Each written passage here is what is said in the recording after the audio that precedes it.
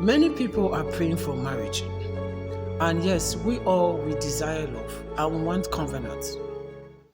But I've realized that many people are not asking the one question that many people don't even think of or consider. And that question is, am I prepared emotionally for what I'm praying for? Am I prepared emotionally for what I'm desiring? Because you must understand that marriage does not automatically produce maturity. And covenant does not heal emotional instability. And what you refuse to address before covenant will become a bigger problem inside covenant and marriage.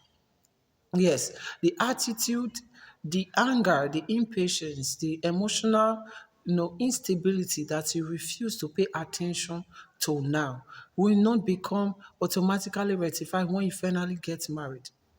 So you have to take note of those anger outbursts.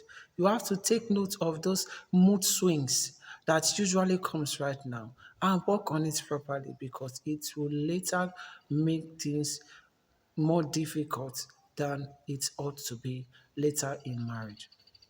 One of the strongest misconceptions about the whole idea of relationship and marriage is that love is enough.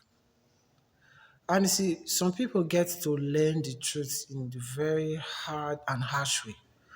But nevertheless, here is it. Love is important, connection is important, and attraction is good. But you must understand that a relationship as deep as marriage demands more than love. And in context, it demands emotional maturity. This is very important because Jesus said in his word that in this world, you are going to have tribulation. And that means that there are going to be a lot of weight that is going to be placed on your emotion. And your level of emotional maturity determines the level of emotional weight that you can carry. Now, we may ask, what is emotional maturity? Emotional maturity is the ability for you to recognize your feelings and not be ruled by them. You recognize your feelings, yet you are not ruled by them. So, emotional maturity will teach you to respond rather than reacting. It's two different things. Responding and reacting. Reaction is based mostly on how you feel and less about what you ought to do and what you ought to say. Emotional maturity will teach you to communicate without manipulating because so many people they just want to, you know, put whoever they are communicating with in a tight corner so as to have an headway by manipulation. That is not emotional maturity. Emotional maturity will also teach you very importantly to handle conflict without destroying the connection. Many people, when they come to a time when they're having conflicts, disagreements, or anything of that nature, they don't communicate in such a way that they ensure that the connection is protected. And that is very important. So after this being said, you will not understand that we have a whole lot of people who are spiritually sincere but emotionally they are immature. We have a lot of people who sincerely they love God, but they struggle with anger. We have people who, yes, desire marriage but run away from accountability. We have a lot of people who pray passionately, yet they communicate poorly. And see, that can be very disturbing and discouraging.